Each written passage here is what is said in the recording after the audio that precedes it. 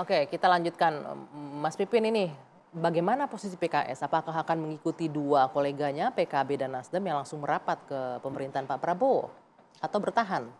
Ya Mbak Anggi, saya kira kami menghormati ya pilihan masing-masing, kebijakan politik masing-masing partai politik, Nasdem dan PKB ya. Dan karena kita tidak bisa mengintervensi karena Pilpres sudah selesai dan terkait dengan masing-masing sikap pasca Pilpres, pasca putusan MK tentu masing memiliki kewenangan sendiri untuk memutuskan. Tapi Ya. izinkan bagi kami PKS ketika kita hajatan MK ini sudah selesai, maka memang domain musyawarah majelis syuro yang akan menentukan. 99 anggota majelis syuro ini yang akan menentukan arah kebijakan politik PKS 2024 sampai 2029. Oke, sebentar Tapi ini. saya izinkan memberikan satu kisi-kisi lah.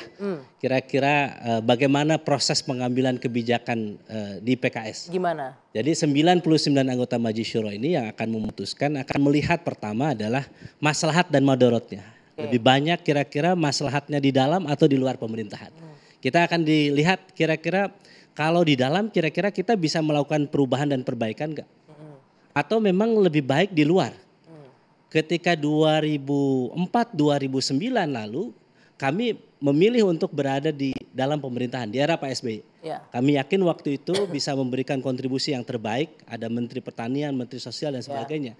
Ya, bagaimana waktu itu terjadi sebuah sembada beras di era mentannya dari PKS. Bagaimana waktu itu PKH program Keluarga Harapan itu menjadi program PKS. Kemudian 10 tahun terakhir di era Pak Jokowi, PKS memandang bahwa kita penting untuk mengambil keputusan di luar pemerintahan. Kenapa? Pertama karena kepantasan demokrasi. Waktu itu hampir semua partai masuk ke dalam pemerintahan. Tidak ada di luar. Bayangkan kalau tidak ada yang mengambil keputusan di luar pemerintahan, apakah kita layak untuk menjadi negara demokrasi atau bukan? Itu yang pertama. Yang kedua adalah pembelajaran politik.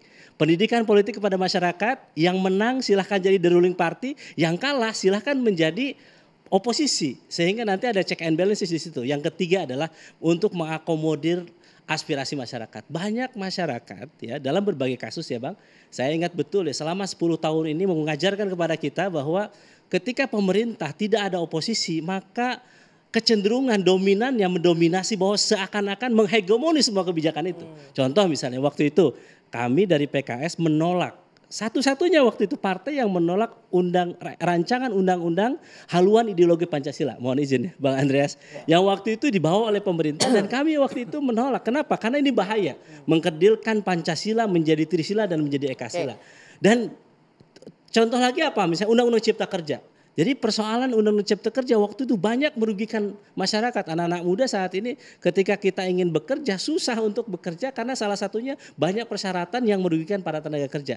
Nah dari titik itulah maka waktu itu kami memutuskan untuk menjadi oposisi. Walaupun suaranya sedikit kalah yang penting sudah mencoba untuk mewakili aspirasi Betul, rakyat. karena itulah bahayanya kalau masyarakat kemudian tidak ada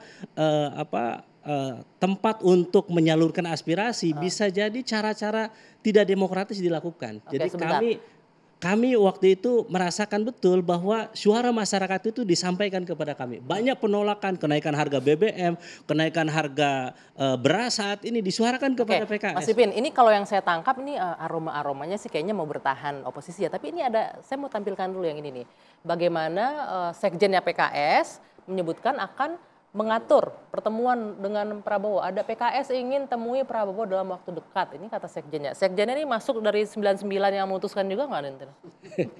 Ya betul, sekjen bagian dari anggota Majelis Syuro yang akan memutuskan. Ini mewakili suara Majelis Syuro atau hanya suara personal aja ya dari Pak tentu Sekjen? Ya di PKS itu kami ya terutama sekjen karena bagian dari pimpinan eksekutif ya. Tentu komunikasi tetap harus dijalan dengan siapapun. Ya, kami berada di dalam atau di luar pemerintahan, silaturahim, komunikasi harus tetap dijalan. Karena itu yang akan menjadi dasar pengambilan keputusan PKS berada di luar atau di dalam pemerintahan.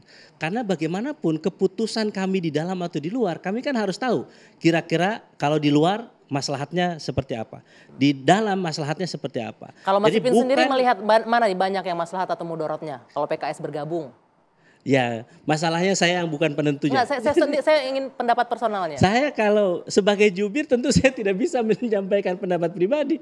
Saya harus menyampaikan pendapat partai bahwa saat ini kita akan memutuskan di mana Masih maslahat menimbang-nimbang. dan madorotnya. Oke, Menimbang. masih menimbang-nimbang. Kata Bang Surya Paloh, maka silakanlah PKS merenung. Memang proses di PKS untuk mengambil kebijakan itu tidak mudah.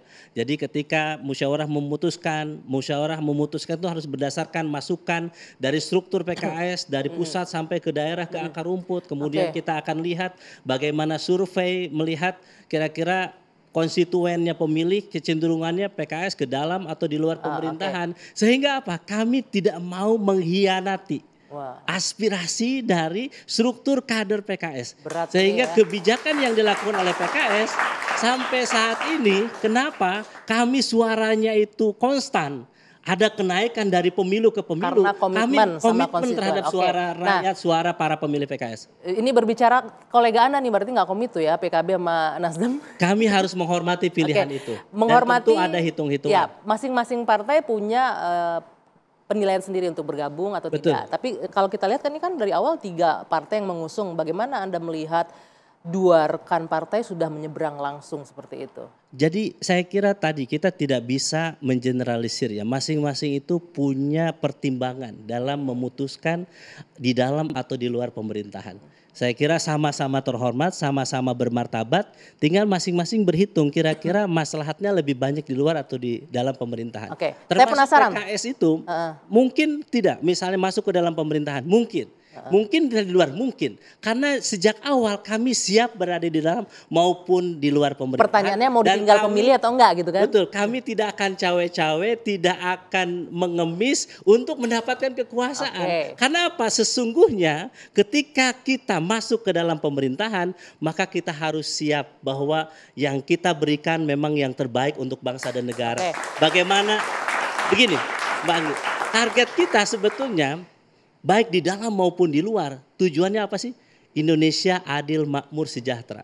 Bagaimana rakyat merasakan itu? Saya khawatir ya, saya belajar bagaimana tentang defisit demokrasi. Defisit demokrasi itu mengatakan ongkos politik untuk pemilu itu triliunan rupiah. Tetapi pasca pemilu terkadang rakyat itu ditinggalkan. Aspirasinya itu tidak didengar.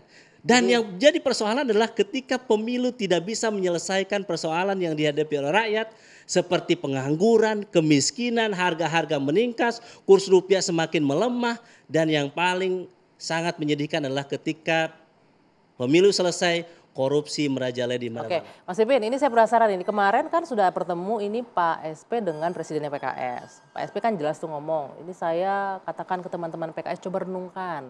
Terus hari ini juga ada halal bihalal ya dengan PKB. Sama nggak pesannya coba renungkan juga untuk ngajak bergabung? Saya belum tahu hari ini di PKB komunikasinya seperti apa. Karena saya harusnya ikut hadir karena dapat undangan di sini.